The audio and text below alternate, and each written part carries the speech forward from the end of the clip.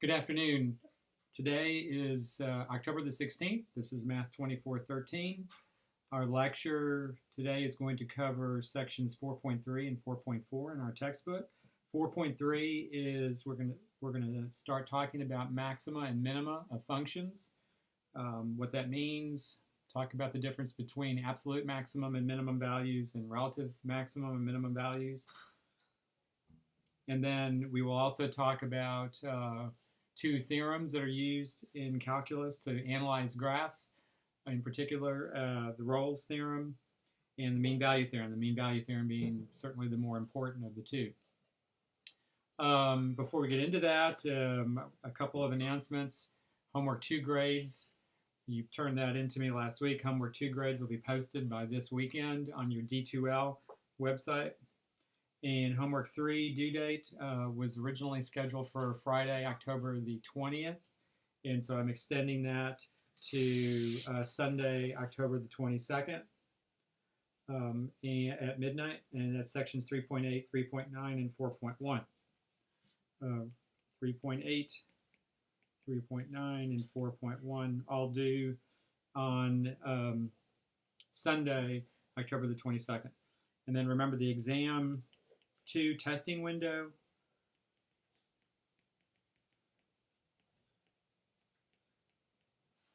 opens October the 26th.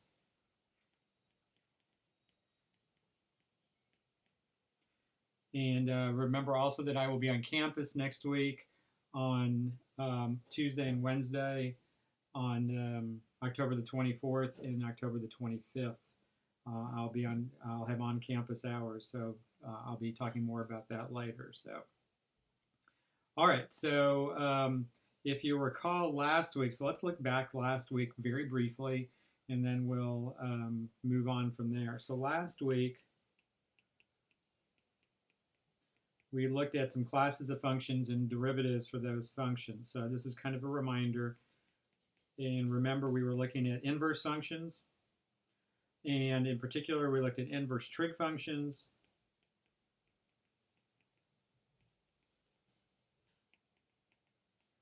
And the exponential functions and logarithm functions, which are inverses of each other.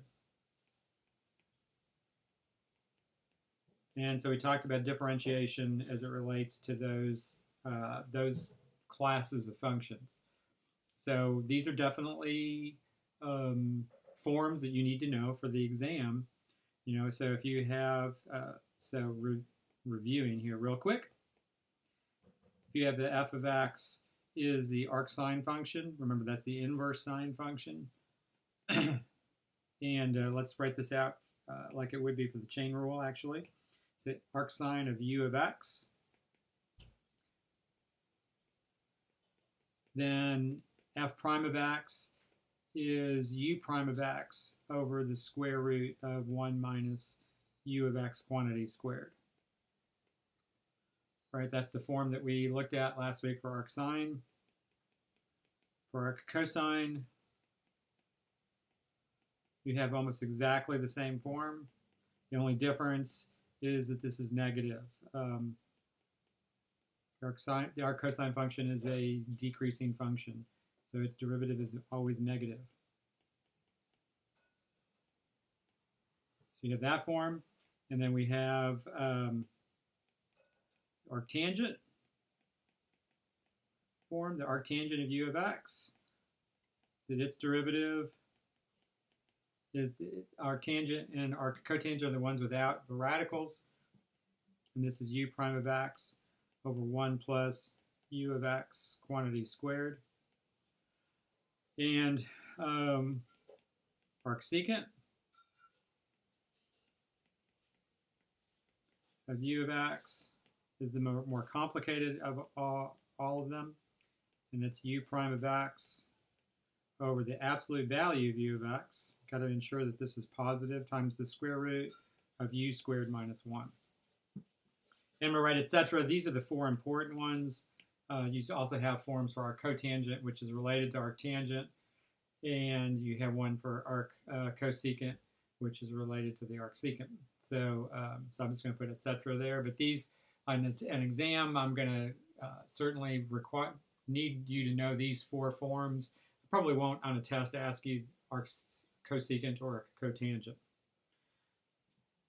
And then we had the exponential and logarithm functions. If you have f of x is natural log of u of x, that f prime of x is 1 over u of x times u prime of x, or more commonly written just as u prime over u. And then we have, if you have, and these are more minor forms in my opinion, but if you have a logarithm with a different base besides base e, which is the natural logarithm, then its derivative is f prime of x is u prime over u. Still write that part the same, u prime over u, but then this would be times 1 over the natural log of b. You have that extra factor in there. And then finally, we have the exponential function e to the u of x, e to the u of x. Then its derivative is itself. Remember, this is a function whose derivative is itself, and then times u prime of x, like so. So that's extending that property using the chain rule. And then if you have a different base besides the base e exponential function, so base b to the u of x power, that its derivative has an extra factor in it, right? It's b to the u of x times u prime of x times the natural log of b. You have that extra factor in there again. Now, I just wanted to mention these forms again and the fact that these are forms that you need to know for exam 2. These will be tested on exam 2.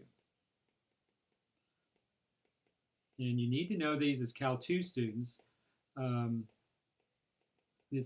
going to really have a struggle in Cal 2 if you these basic forms are not forms that you know pretty well when you walk into this class or into that class. So I really want you to be working on that, making sure that you know these forms. So the more problems that you practice out of the textbook, then the better off you'll be. And on the exam review also.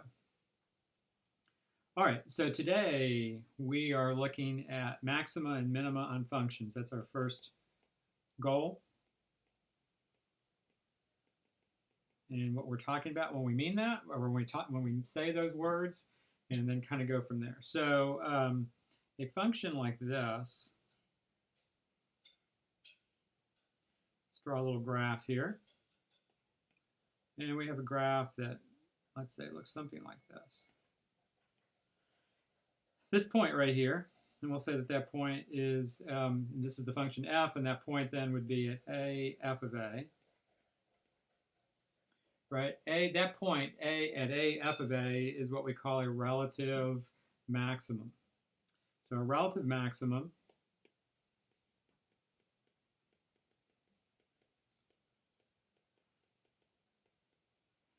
is so a function f has a relative maximum. So I'll kind of stick this on at the beginning. F has a relative maximum at a f of a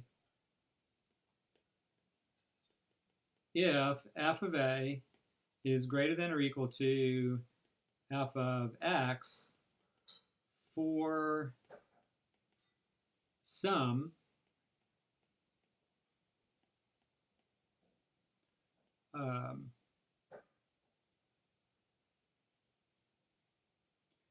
it has a relative maximum at a f of a if f of a is greater than or equal to f of x for, and I'll get this right, for all x in some open interval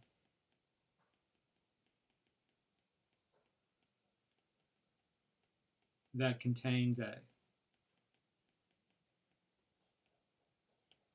So, you know, all you're saying here on our graph is that you can establish an open interval around a, and that point a, f of a, that f of a is greater than or equal to f of x for any x that's in an open interval that we could identify around a. Right, and so that's the definition for a relative maximum. Right, and then f, it's almost the same definition. F has a relative minimum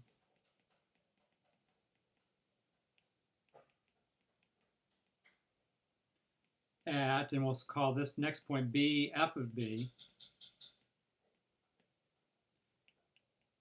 if f of b is less than or equal to f of x for all x in some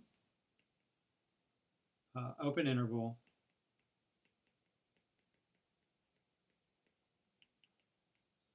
that contains b.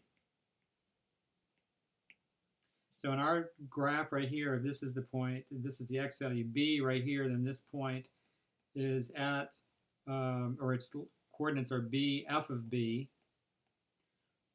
And what's going to happen if we take an open interval, we could identify an open interval around b, and certainly it would be the case that if you take any x value in that open interval, that f of b is going to be less than or equal to f of x for any x in that interval. So in other words, f of b is the smallest y value in that open interval for this particular function. And so that's our definition for a relative minimum. Now what we're going to want to do is talk about where relative minimums and relative maximums can occur. We're going to kind of defer on that just a little tiny bit because we have some other things to talk about before we do that. But this is the definitions for relative maximums and relative minimums. Now, if we look at two more graphs, so if you look at this graph, so in this function,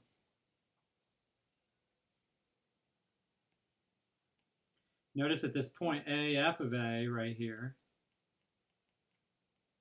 not only is the point a, f of a where a relative maximum is located, but that point is actually the largest y value for any point on in the domain for that function. And so we say there that f has an absolute maximum if, or at a f of a, if f of a is greater than or equal to f of x for all x in the domain of f. In other words, it is the absolute highest point on that graph. Right? And so that, that point is a relative, or I'm sorry, an absolute maximum. So this is definition for an absolute maximum. Notice that that particular function that I just drew does not have an absolute minimum, right? It does have an absolute maximum, but not an absolute minimum. All right, and then you can see that in this particular graph,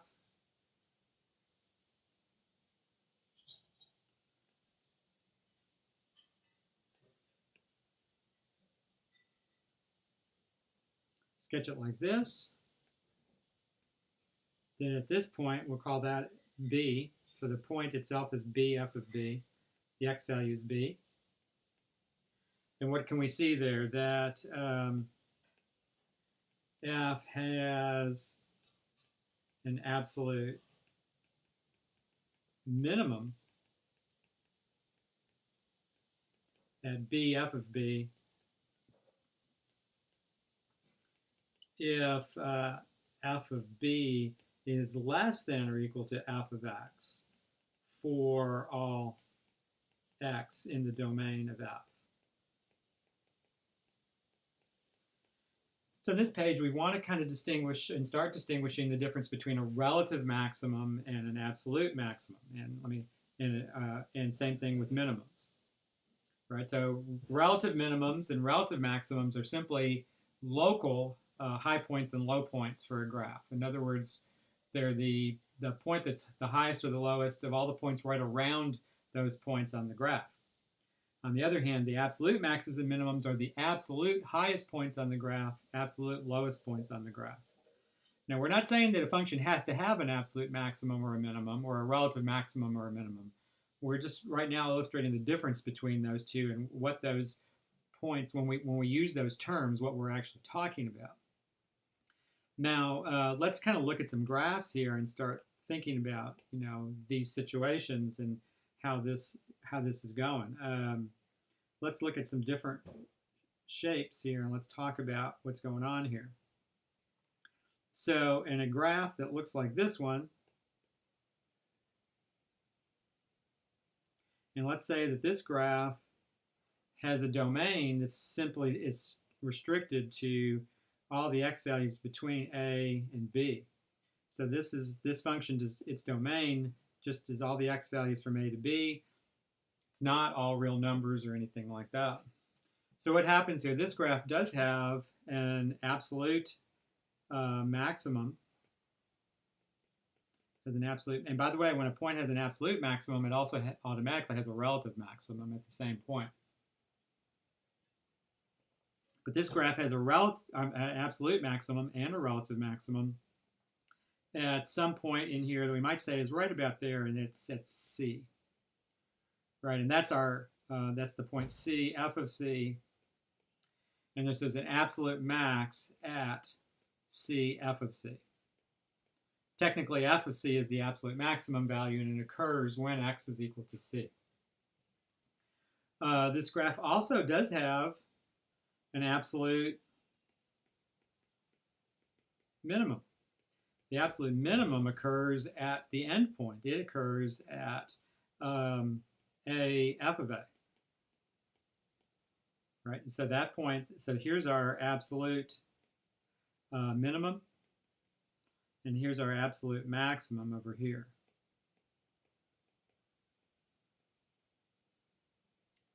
All right, let's look at another graph. So let's look at kind of the very similar shaped graph.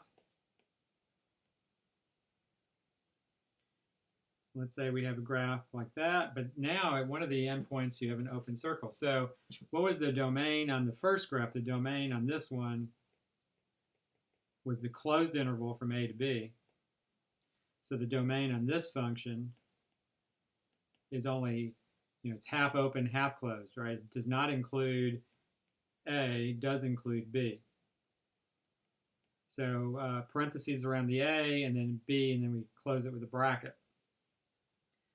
So this point still has an absolute maximum, right here at C, f of C. So this one has an absolute max at C, f of C. But this graph does not have an absolute minimum. There's no absolute minimum here. Because that was an open circle there at the end, there is no point specifically that's where the y value is as small as you can get it. Because how close can you get to that point at a, f of a? Well, you can get arbitrarily close to it. And so we can always make the y value just a little bit smaller. So there's no absolute minimum for this function. So functions clearly don't have to, can have an absolute max, but not an absolute min, vice versa also. All right, let's look at this function. Now we're talking about absolute maxes and mins here. Let's see, let's put this in a different color like I've been doing. So let's say we have a graph, looks something like this one right here. And now notice this one has a domain of all reals based on the way I sketched the graph. So negative infinity to infinity. And no absolute maxes or mins. No absolute max, no absolute min. It does have relative maxes and mins though, doesn't it? At this point A, right, that's the cusp right there. we have A, f of A, and there is a relative max at A, f of A, at the cusp. And remember, by the way, that that also implies that f prime of A is undefined here. Remember, at cusps, you have what we call a vertical tangent line there at that cusp, and so the derivative doesn't exist at A, and so that function is not even differentiable at A. Its derivative doesn't exist. And by the way, in the very top graph right there, what do we see? That f prime of C, in this case, there was a horizontal tangent line. F prime of C at that absolute max was equal to 0. All right, and then let's see. We also have, so at A, f of A, we have a relative maximum. And then at B, f of B, that point right there, so we have a relative minimum there.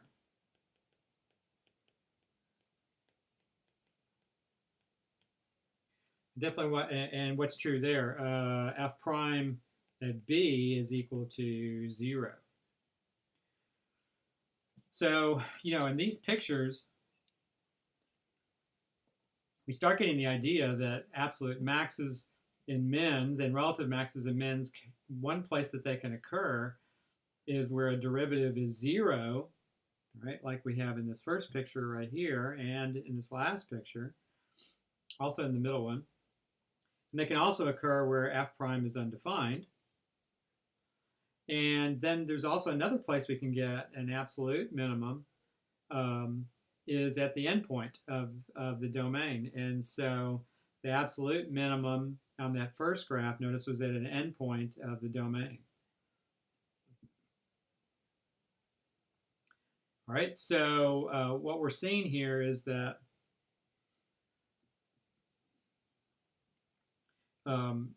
we kind of put this stuff together here, and we come up with something called the extreme value theorem.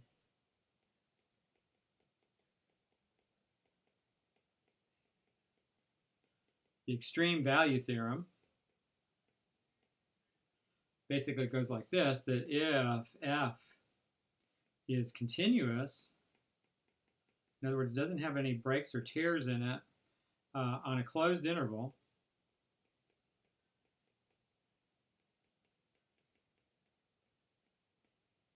and we'll call the closed interval from A to B, then f must have both an absolute minimum and maximum over that closed interval.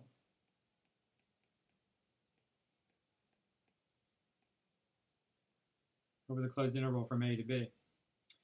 So now where can this happen? Where can these occur?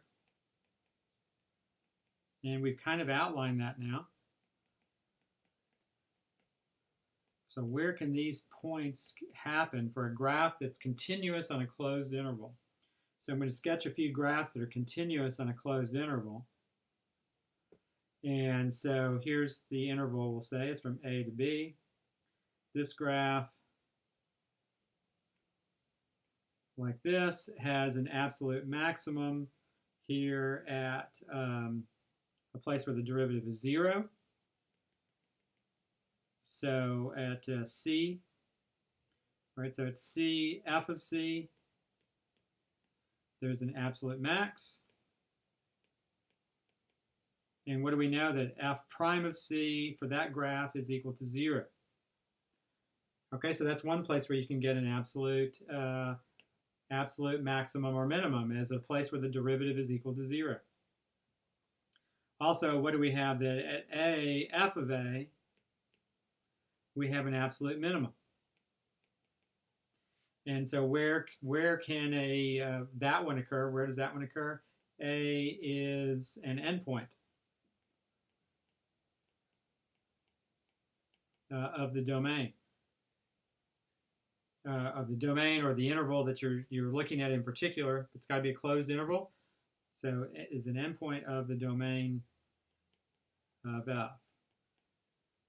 Right, and so in that case we had a f of a right there. So that's two ways that you can get extreme values in a closed interval. You can get that f prime of the value is equal to 0. You can get that a is an endpoint of the domain, like that. One more picture I want to draw. So here's our interval from a to b. And if we look at this function, also continuous in the closed interval, right? There's no breaks or tears in this graph. So notice this function is continuous in the closed interval, but it's not differentiable in the closed interval because what's going on here? It's c. We have a cusp. And so what do we see here? That first of all, that c, f of c is an absolute minimum for this function. And what do we know? That f prime of c is undefined because there's a vertical tangent line there. And so the derivative doesn't even exist there at that point. So there's another way that you can get an absolute extreme value, is that the derivative is undefined, like that. By the way, let's go ahead and kind of complete that problem right there. You have, notice in this case that b, f of b, is the absolute maximum for this function. And what do we have? That b is an endpoint of the domain, which is what we saw in the first picture. All right, so what do we have? That functions that are defined in closed intervals must, by the extreme value theorem, have an absolute maximum and an absolute minimum in that closed interval. Where can those happen? They can occur when the derivative is 0, when the derivative is undefined in that interval, or at an endpoint of the domain. Those are the different ways that you can get an absolute maximum and a minimum. And you can also start seeing why you have to talk about, the way the extreme value theorem is, it's guaranteeing an absolute max and a min, but you can't do that if the function's not continuous, that this continuity in the closed interval is necessary in order for you to be able to say that. See, look, this function right here is defined everywhere in this closed interval from a to b. But notice that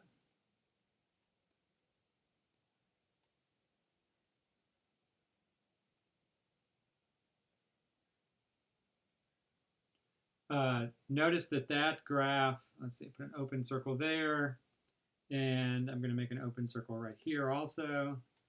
Notice this particular graph is not defined in the closed interval. It's defined in the open interval, and it doesn't have an absolute max or a min, right? So no absolute max, no absolute min. All right, this graph I'm going to sketch is defined in the closed interval. So let's say we have a graph goes like this, has an open circle right there, and then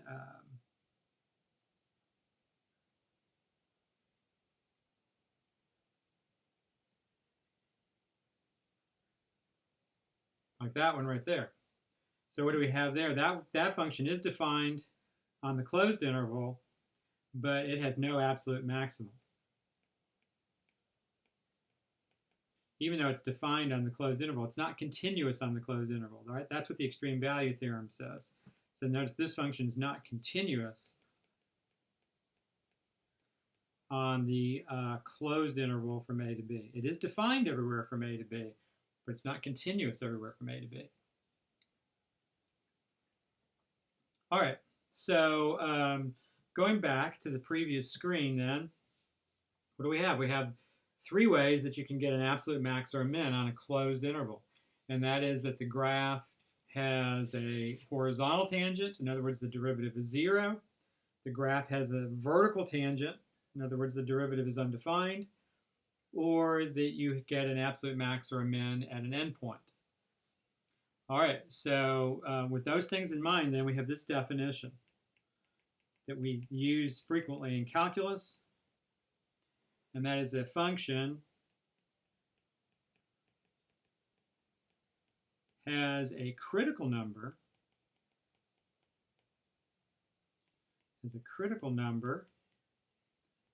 underline critical number here, at C if f prime of C is equal to 0 or f prime of C is undefined. So there's two ways to get a critical number, is that you get that the derivative is 0, or you get that the derivative is undefined at that value. And so what do we have here? We can kind of summarize the extreme value theorem basically like this, that absolute maxes and minimums on closed intervals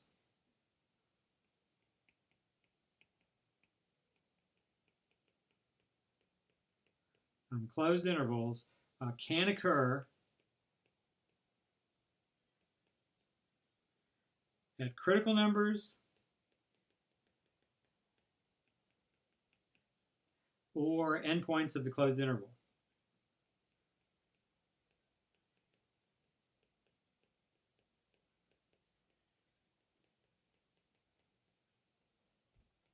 And if you got the restrictions of the extreme value theorem says that in addition, if the function is continuous on that closed interval, that it absolutely must have an absolute maximum or a minimum. And we've seen some pictures where if you don't have continuity, then you're not guaranteed that the absolute maxes and mins occur. All right, so let's look at critical numbers for a few minutes. So let's look at an example here. Let's say we have f of x is 2x cubed minus 6x in the closed intervals from 0 to 3. Let's find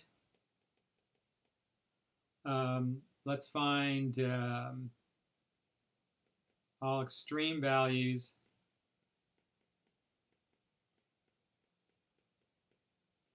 in the interval from 0 to 3. And so now this is a polynomial. It's continuous everywhere, so it's certainly continuous on this interval. So this is a polynomial function, and it's continuous everywhere. It's continuous on the entire real number line. So that means in particular it's continuous from 0 to 3, which means that this function must have an absolute max and an absolute min in that closed interval from 0 to 3. So the function must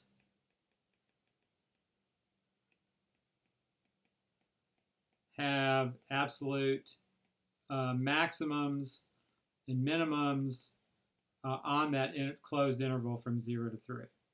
Where can those occur? Those can occur at the critical numbers or at endpoints of the domain. So what do? We find all critical numbers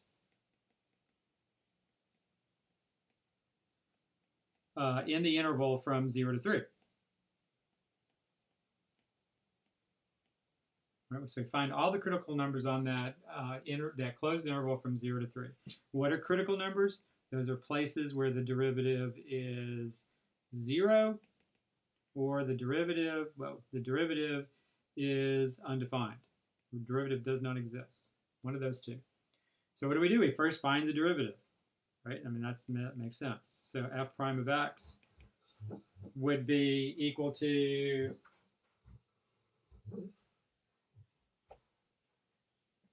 f prime of x would be equal to 6x squared minus 6.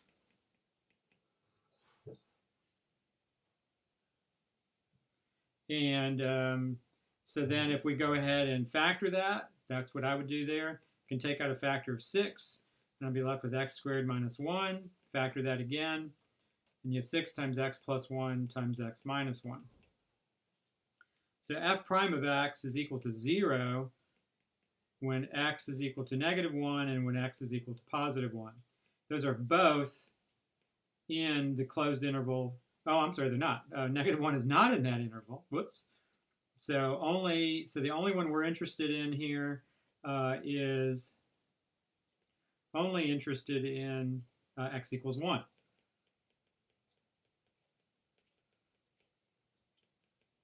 Right, x equals -1 we don't care about because it's not in the closed interval from 0 to 3.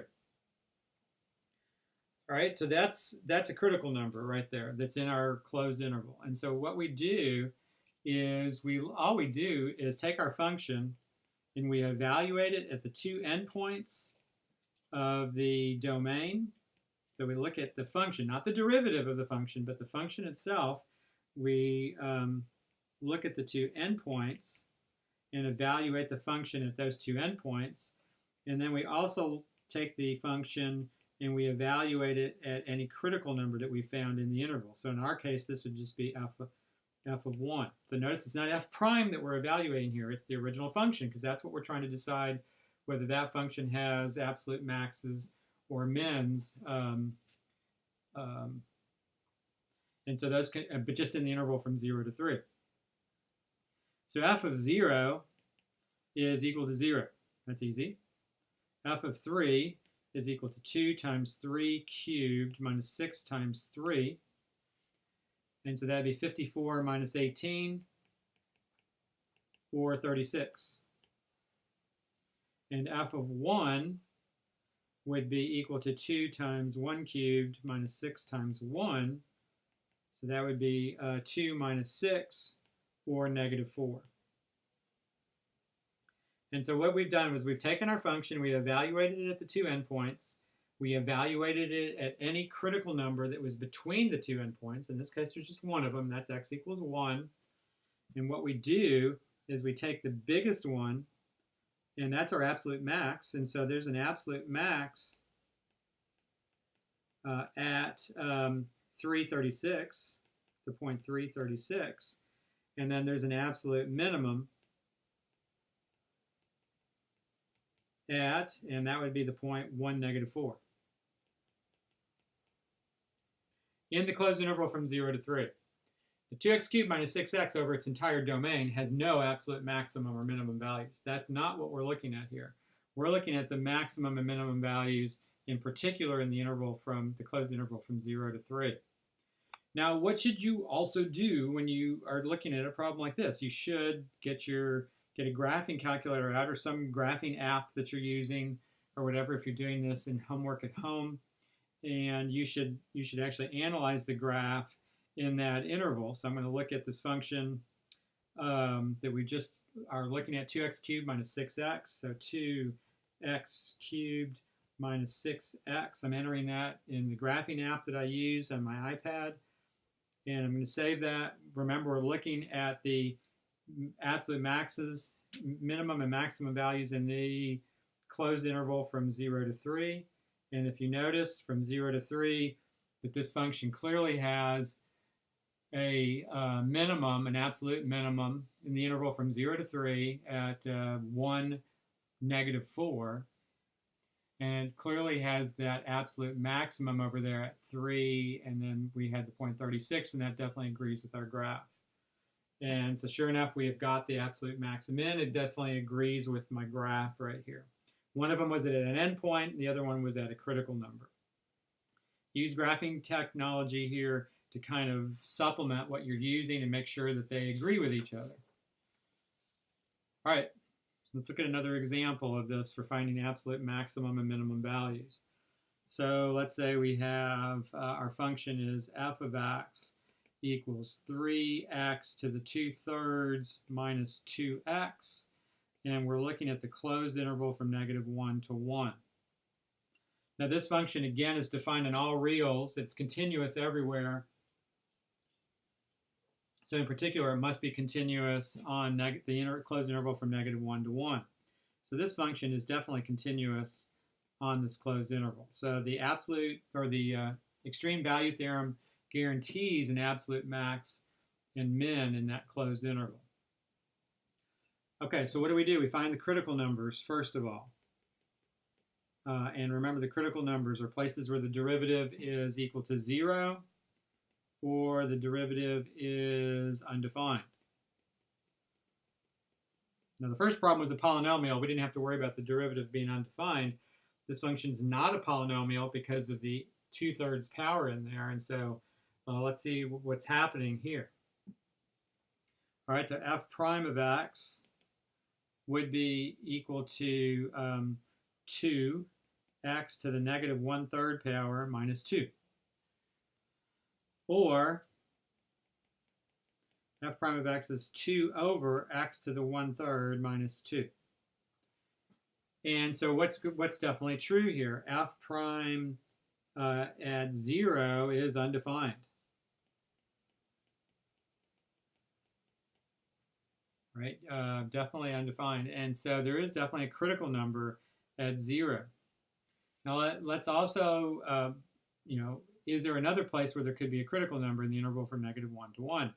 So what I would do here first is I'd get a common denominator on these two fractions. So you have 2 over x to the 1/3 minus, and then multiply the 2 by x to the 1/3 over x to the 1/3, like that.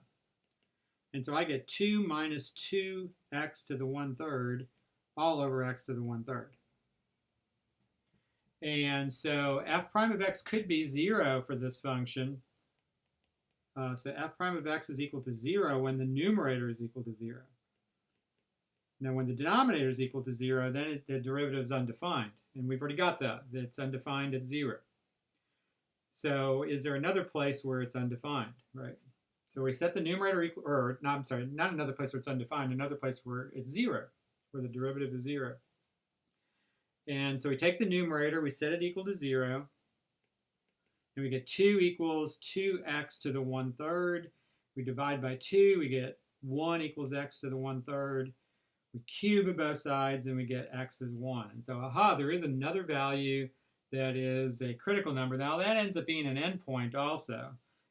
So this is also an endpoint to the domain.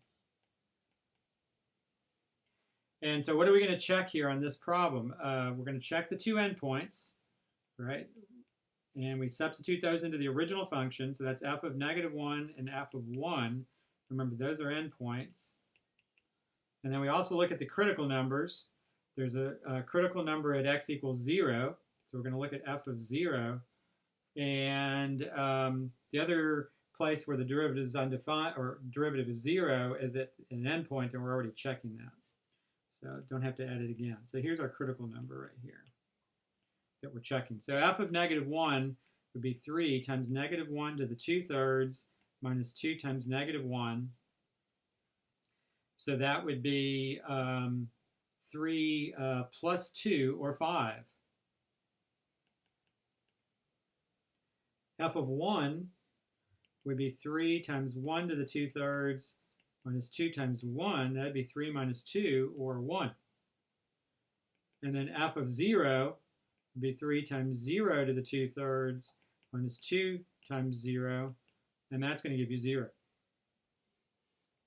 And so what do we have here? We have an absolute maximum at the point -1,5, right? That's the biggest y value we get. And then we have an absolute minimum at 0, 0. Right, that's the absolute smallest value in the interval from -1 to 1. Once again, not a bad idea to sketch the graph of this function. So let's see what the graph looks like. And we're looking at the interval from -1 to 1 in this one. So our function is 3x to the 2/3, so 3x raised to the 2/3 power minus 2 times 2/3.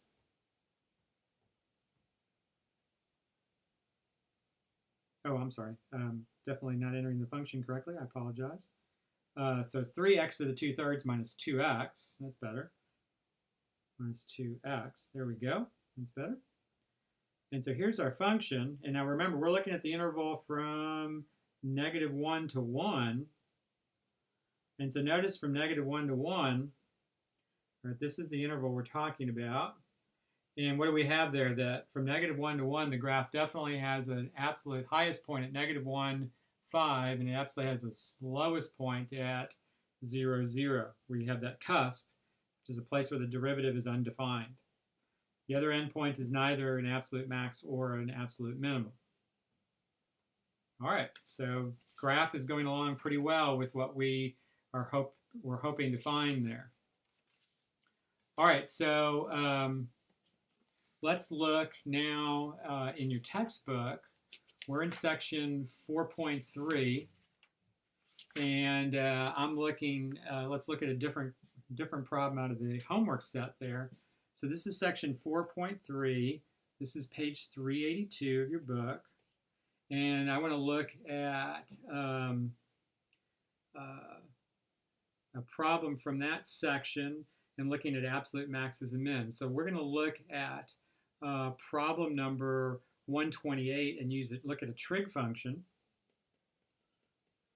This is number 128. We have, okay, this looks interesting. F of x is 4 sine theta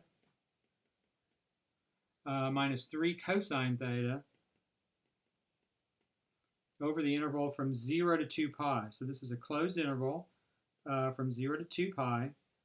The sine and the cosine are continuous everywhere, so this function is going to be continuous in that closed interval from 0 to 2 pi. No question about that. All right, so let's see what we can do here to find the critical numbers for this function. All right, so, and this may not necessarily be the easiest problem in the world. This may bring up some issues here. So let's find the critical numbers. Now, we don't have to worry about the derivative being undefined, because the derivative is just going to be more sines and cosines. It's going to be defined everywhere. So we're just going to be worried about where the derivative is 0.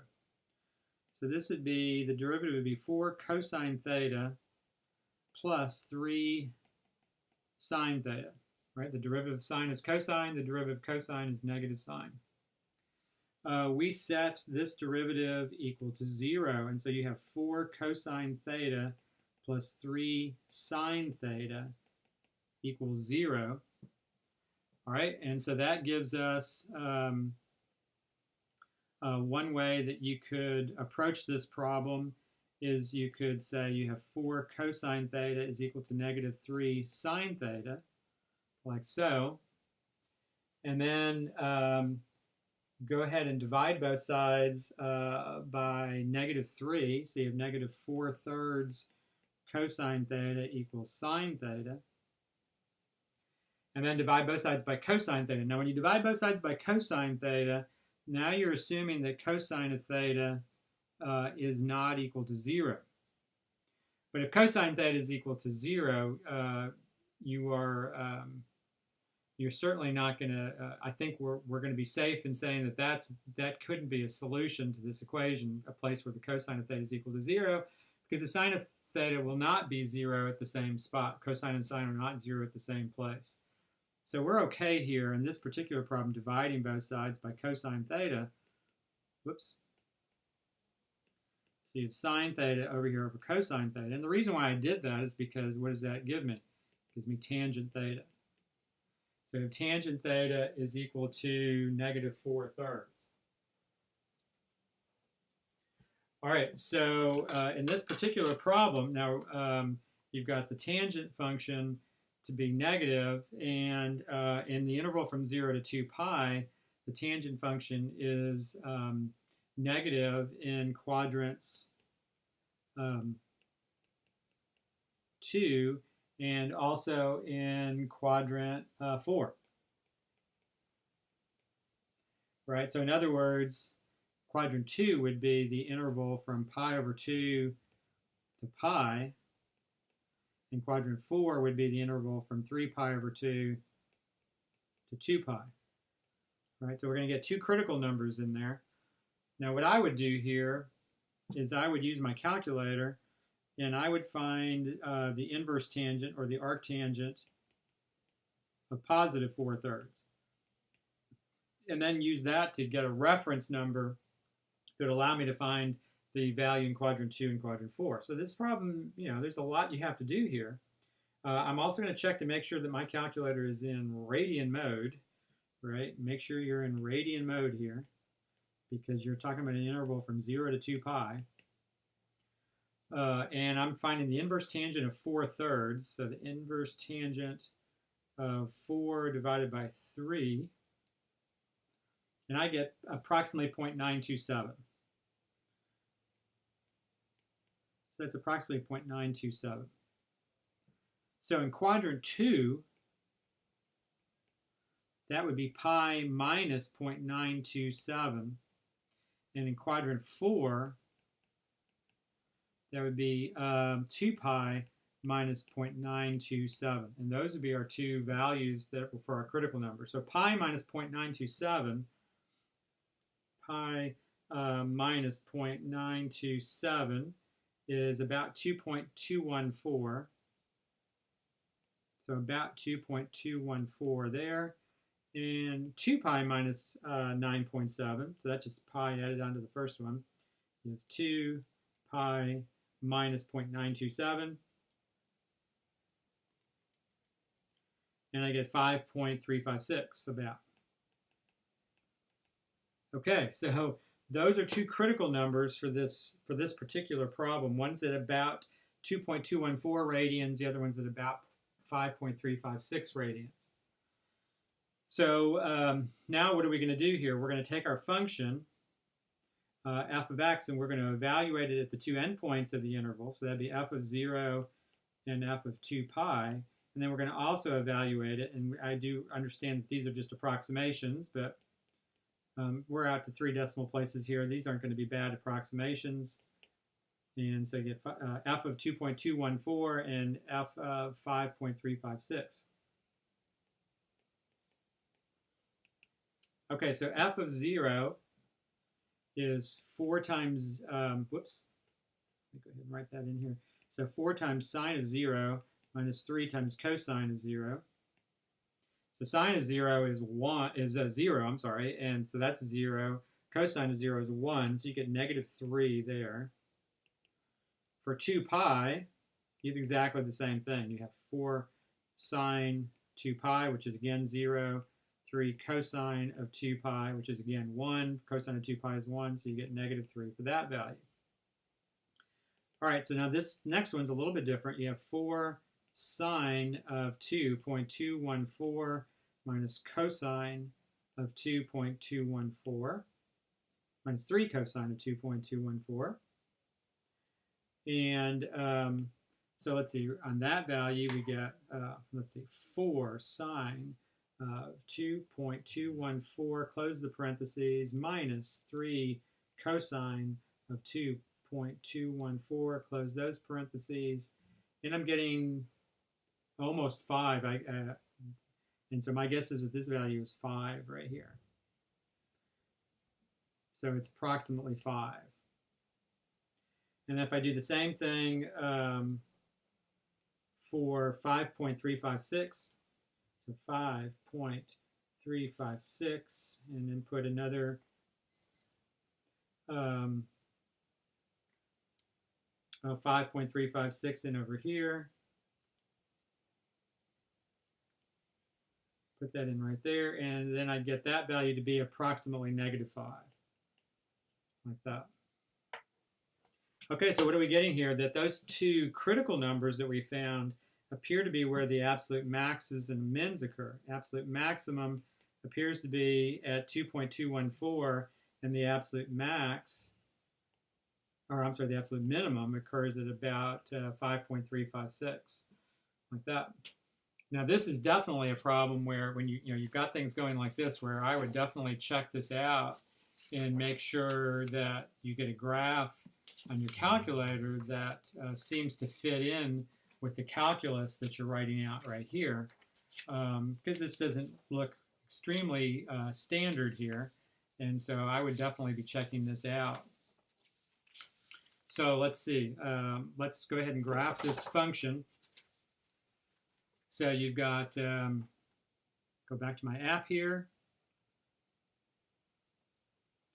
and clear that function out, and I've got 4 sine of theta, for sine x in this case, minus 3 cosine x.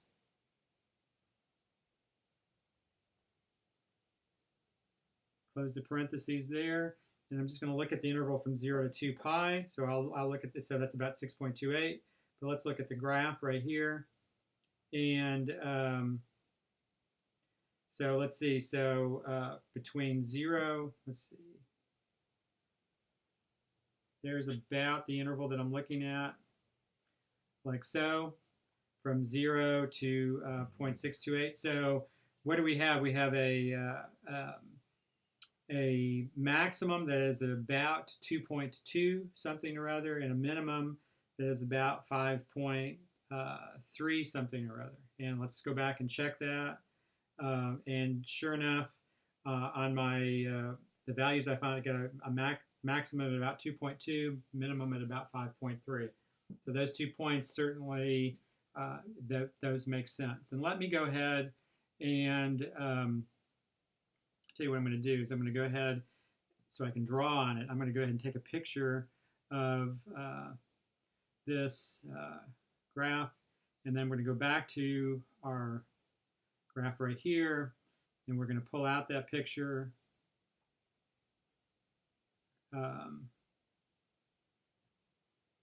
And there's my graph. I'm going to go ahead and paste that in, like so. And what are we getting here? We're getting an absolute maximum. Again, first of all, remember that this is the interval that I'm looking at for this graph. So the interval, I'm going to go ahead and trace this graph out from 0 to 2 pi. So this is the piece that I'm looking at right here.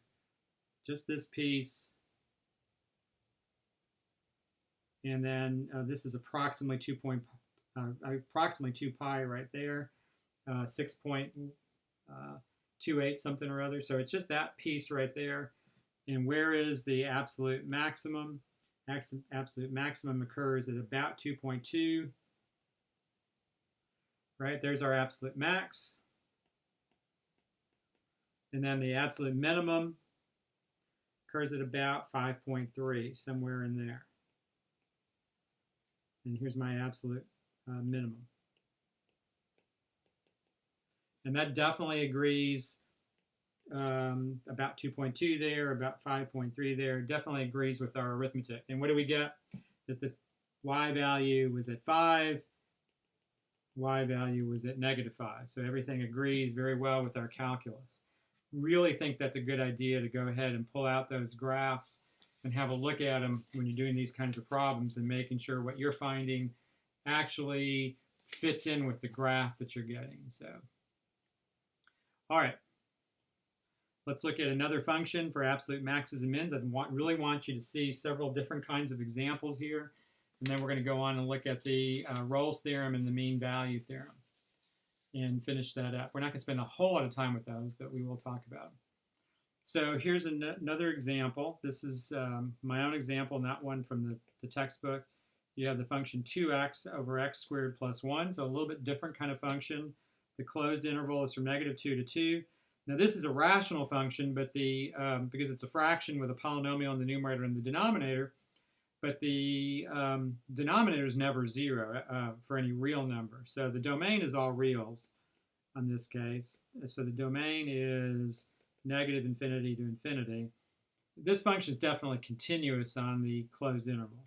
Right? It's continuous everywhere, but it's definitely continuous on the closed interval from -2 to 2. All right, so we're going to find the critical numbers.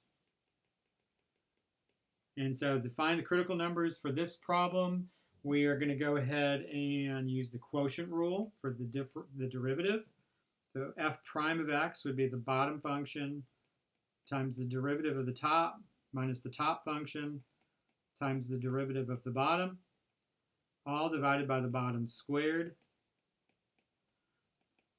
And so you get 2x squared plus 2 minus 4x squared over x squared plus 1 quantity squared. And so f prime of x would be -2x squared plus 2 over x squared plus 1 squared. factor out a negative 2. And so when you do that, you're left with x squared minus 1 over x squared plus 1 quantity squared. That x plus 1 factors x plus 1 times x minus 1. Like that. And so what are the critical numbers in this case? Where is f prime of x undefined or does not exist? Well, that's nowhere because this is defined everywhere. The denominator is never 0. But f prime of x is 0 when the numerator is 0. And so that would be x equals negative 1 and x equals positive 1. And notice those are both in the closed interval from negative 2 to 2. All right, so now to find the absolute maximums and minimums, what do? We take our function. Remember, again, I've been repeating this throughout the problems we've been looking at. Don't substitute these into the derivative, substitute these into the original function. So we're looking at the endpoints, f of negative 2 and f of 2, right? Those are the endpoints.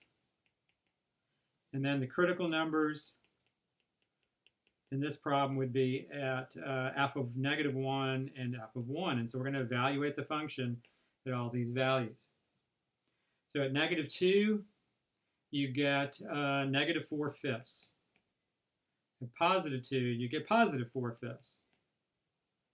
At negative 1, you get negative 2 over 2. Negative 2 over 2, which is negative 1. And at f of 1, you get 2 over 2, which is positive 1. And so what? Negative 1 is less than negative 4/5. Positive 1 is greater than positive 4/5. And so our absolute maxes and mins, we have an absolute maximum. I'm sorry, whoa, that's definitely not right. Absolute minimum, that's better. At negative 1, negative 1. And we have an absolute maximum at 1, 1. And what have we talked about? We talked about that it would be really good for you to look at the graph of this on your calculator to verify that. We'll do that one last time here. So we're going to go ahead and get rid of this function. And our function is 2x. 2x divided by, please use parentheses when you're using a calculator or some other technology to enter a function like this. Put parentheses around that denominator. So I save that. I'm looking at the interval only from negative 1 to 1. So there's negative 1 to 1 in that interval right there. Right? And what do we have that we're not looking at the interval from negative 1 to 1. We're looking at the interval from negative 2 to 2. That's better. And what do we get? That we definitely have an absolute minimum at negative 1, negative 1. Absolute maximum at positive 1, positive 1. So that definitely fits our calculus that we just worked out. So that works out great. All right. So we are done with what we're going to do with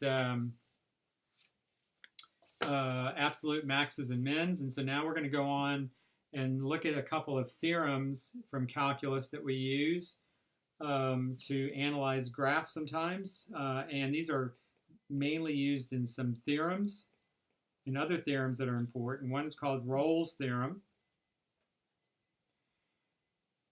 And Rolle's theorem starts out, and I like to look at these theorems because it's nice to look at these and talk about what, it's actually nice to analyze the structure of the theorem to kind of understand what they're giving you and what they're telling you the theorem guarantees and under what circumstances it guarantees it.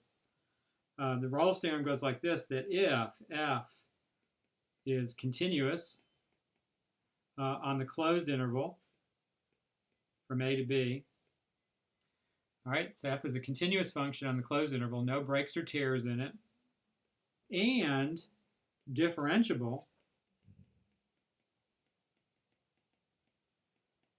on the open interval from a to b.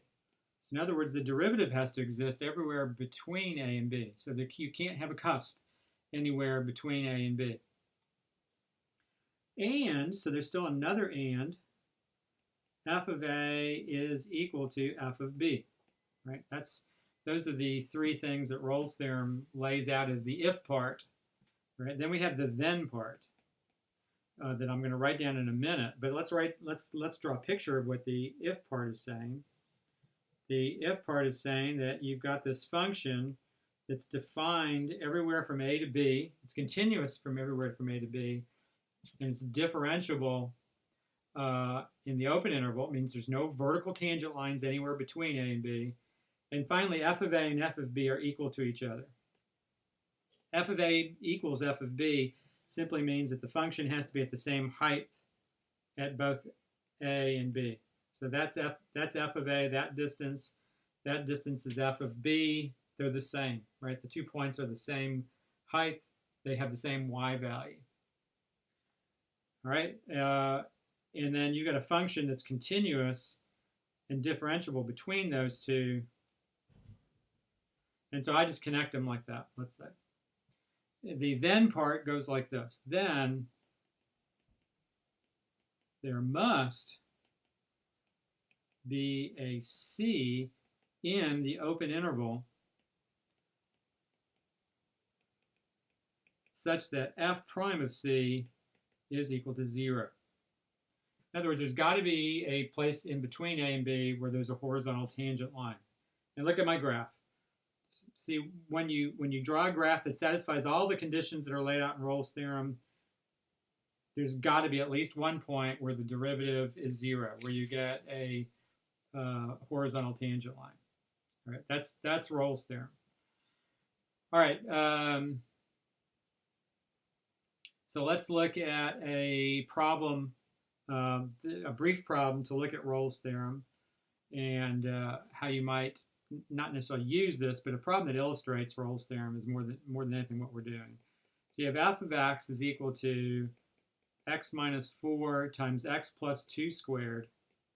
Right, that's a polynomial function, so we know it's continuous everywhere. We know it's differentiable everywhere. So it satisfies all those conditions. And we are looking at the closed interval from -2 to 4. All right, now remember, so Rolle's theorem says continuous differentiable. All right, we know that. So continuous on -2 to 4, no question, because it's a polynomial. Differentiable on the open interval from -2 to 4, absolutely. Again, the derivative is going to be a polynomial. It's defined everywhere. So then the last condition is, does f of -2 equal f of 4? And I'm going to put a question mark there. So let's look at those two function values. F of -2 is 0, and f of 4 is also 0, right? You're substituting those numbers into the original function there. And so that's definitely a check there also. So this function satisfies all the conditions laid out for Rolle's theorem. And so it guarantees what? That there has got to be a value between -2 and 4 where the derivative is equal to 0. All right, so let's go ahead and find the derivative, and then we'll see where the derivative is equal to 0. So f prime of x, it would be the product rule. So it would be the first function times the derivative of the second function, which would be the chain rule. The derivative of the outside would be 2 times x plus 2. The derivative of the inside would be 1 plus the derivative of the second function times the derivative of the first. The good thing is the derivative of the first is just 1. So this is just 1 times x plus 2 squared. All right, now this is looks kind of yucky, but take advantage of the fact that it's written out in factored form in both terms, and we can just take out a common factor here to finish this out. There's a common factor of x plus 2. So you take out the x plus 2, and you are left with 2 times x minus 4 plus x plus 2, like so. And so f prime of x would be x plus 2 times, let's see, inside the parentheses, or inside the brackets there, we'd have 2x, and an x would be 3x, and a -8 and a +2 would be a -6. And then finally we could factor out the 3, and you get x plus 2, and then you have to take out the 3, and you're left with an x minus 2 in that last factor. So where's f prime of x equal to 0? It's equal to 0 at x equals negative 2 and x equals positive 2. Now, we don't care about negative 2. What does Rolle's theorem guarantee? Rolle's theorem guarantees that there's got to be an x value between negative 2 and 4 where f prime of that value is going to be 0. And that would be at x equals 2. 2 is in the open interval from negative 2 to 4. Certainly that's in between negative 2 and 4. And what else is true? That f prime of 2 is equal to 0. Right, that's what Rolle's theorem guarantees, that there's a value between negative 2 and 4 where the derivative is equal to 0. And so we've illustrated the Rolle's theorem, how Rolle's theorem works for this particular function. All right, so now let's finish class today by looking at the mean value theorem. So we kind of started today with the extreme value theorem, and we've in the past talked about the intermediate value theorem. This is the mean value theorem, where the word mean does not mean mean like I'm mean to you, though as calculus students maybe you think I am sometimes, possibly, but this is the mean as in like an average, right, is that we're talking about. All right, so the mean value theorem goes like this. If f is continuous on the closed interval, this should look familiar to you because this is just like Rolle's theorem, and differentiable on the open interval. So that's the difference here. Rolle's theorem also had that extra condition that f of a was equal to f of b. We don't have that condition for the mean value theorem. We just go right to the then part. And then there must be a c in the open interval from a to b where f prime of c, and so f prime of c represents the slope of the tangent line at x equals c, where f prime of c is equal to f of b minus f of a over b minus a. All right, so illustrating this on a graph. So on a graph, we'll put a graph that's got a lot of curve to it here. So let's say that this is my interval from a to b, like this. There's my closed interval. Function certainly continuous in that closed interval, and certainly differentiable everywhere in there. Well, f of b minus f of a over b minus a, well, that simply represents the slope of the secant line between these 2 points. There's a, f of a, here's b, f of b, and that's referring to the slope of the secant between those 2 points. So that's the secant line.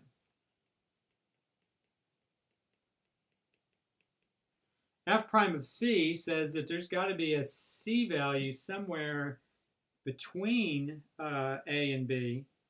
And so maybe we'll say that that c value is right about, kind of sort of maybe right about here. And what's got to be true at that spot right there, that the tangent line at that point, so here's our tangent, well, kind of missed it.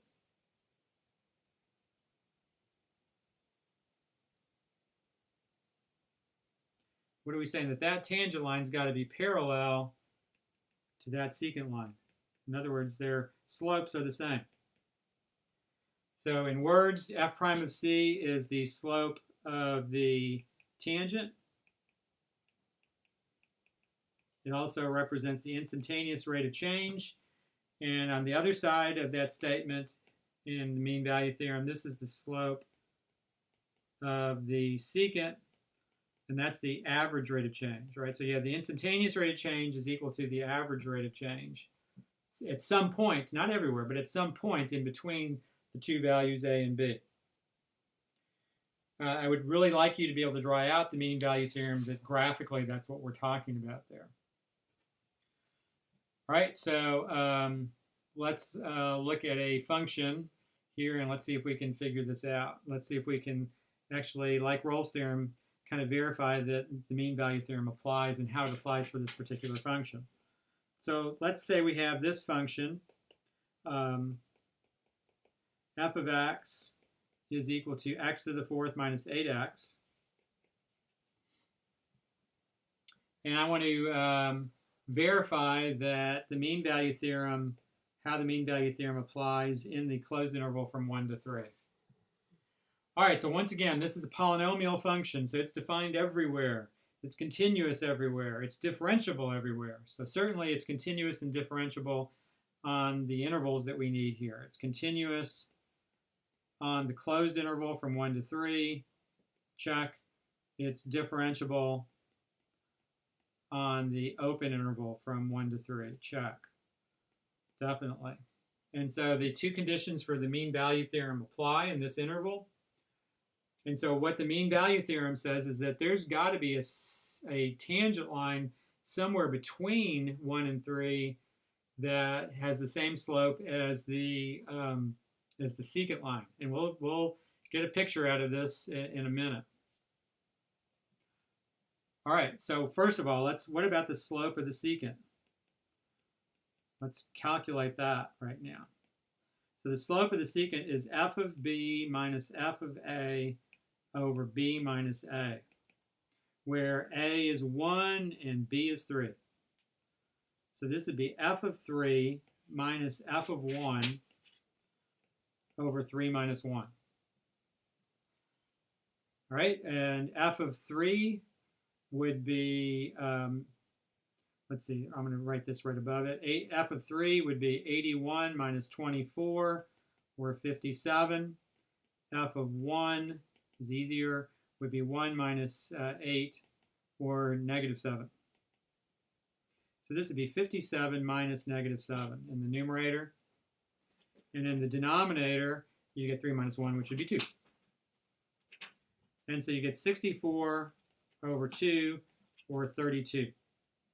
And so that's the slope of the secant between, or in the interval from 1 to 3, between the 2 points when x is 1 and when x is 3. Really steep slope, by the way. So it means the graph's really rising fast. All right, so now we look at the slope of the tangent line.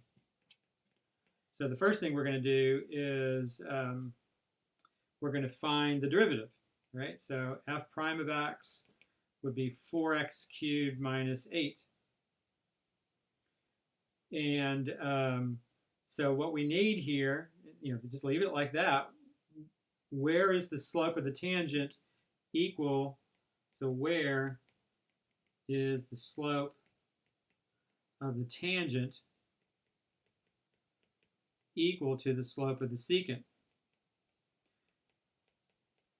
And the mean value theorem guarantees it better be a place between 1 and 3. It's got to be a place between, or there may be other places also, but between 1 and 3 for sure. All right, so what do? We take the slope of the tangent, 4x cubed minus 8, and we set it equal to the slope of the secant, 32. And we solve that equation. So you add 8, you get 4x cubed equals 40. You get x cubed is equal to 10. And so you take the cube root, and you get the cube root of 10, which is approximately 2.154 off my calculator. And sure enough, where is that value? That value is between 1 and 3. This is in the open interval, the open interval from 1 to 3, which is what the mean value theorem guarantees. So check right there, mean value theorem definitely applies. All right, so now let's actually look at that one graphically briefly here. So let me go to my graphing app. The tangent line is kind of steep on this one. So it might be a little bit hard to see, but I think it's worthwhile to look at what it's actually saying. So our function is x to the fourth minus 8x. So x raised to the fourth minus 8x.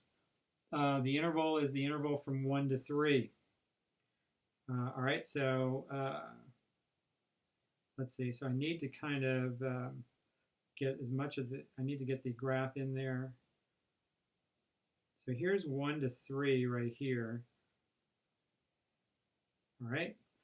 And I'm going to go ahead and take a picture of that one also. So take a picture of it. And then I'm going to go to our whiteboard here. I'm going to pull that one off of that's the very last one right there. And this is going to work out well. Let's see, I'm going to go ahead and flatten that and paste it in. All right, so here's the 2 points from 1 to 3. There's 1 point right there, and that's at 1, -7, right? There's 1, -7 right there. And then the other point is up here, and that's at the point 3, 57. And then what do we have here? We have a secant line that goes through those 2 points that kind of basically looks like this. Right, so there's our secant line right there. Now I've got the scale really changed here, so but there's our secant line, and that has a slope of what? Has a slope of 32. Doesn't look like a slope of 32 because the slope of 32 is incredibly steep, but I've changed the scale on the x and y axis, so it distorts it quite a bit. And what do we find on the previous page? We found on the previous page that at about 2.1, just a little bit past 2, there should be a tangent line that is going to be parallel to that secant line. So that would be at this point right about in there, at the cube root of 10. And sure enough, that certainly seems to agree with, and that's definitely not going to work like that, but that certainly seems to agree with what the mean value theorem is guaranteeing. So I'm going to go ahead and see if I can do this better. And there's my tangent line right there. And certainly that appears to be a tangent line right there, no question about that, parallel to the secant line, like that. All right, so now so that certainly seems to fit graphically for the mean value theorem, no question about that. Now the mean value theorem, basically talks like this, that if you put this in different words, that the average rate of change equals the instantaneous rate of change.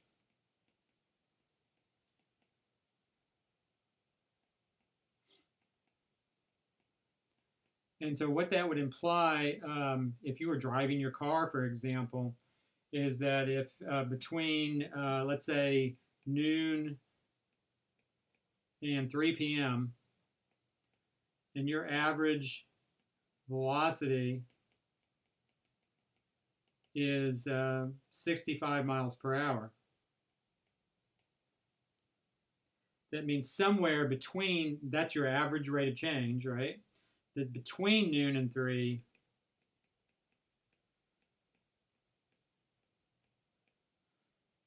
so between noon and 3, your exact velocity, in other words, your instantaneous velocity, had to be exactly 65 miles per hour. Somewhere in there. Your exact velocity had to be equal to 65 miles per hour. So somewhere in between, if your average velocity between 2 times is 65, somewhere in between your exact velocity had to be exactly 65. There's no way you could do that and have an average velocity of 65 and not go 65 miles per hour exactly somewhere between those two. And the mean value theorem actually guarantees that that would have to be true. All right, so we are now finished with section 4.4 in your book. So we finished 4.3, and we have now finished 4.4 also on the mean value theorem. And so we're done with 4.3 and 4.4. On Wednesday, we're going to cover section 4.5, a lot in section 4.5, and this is where your exam stops, is after 4.5. So exam stops here. And I will be posting the review for the exam by Wednesday. Posting review for exam 2 by Wednesday of this week. All right, so please, I have online office hours, so please, at the end of every lecture, I beg you to attend my online office hours. And those are 8 to 9 p.m. Monday, Tuesday, Wednesday, right? So all 3 nights I'm available online, and also on Thursday from 1 to 2.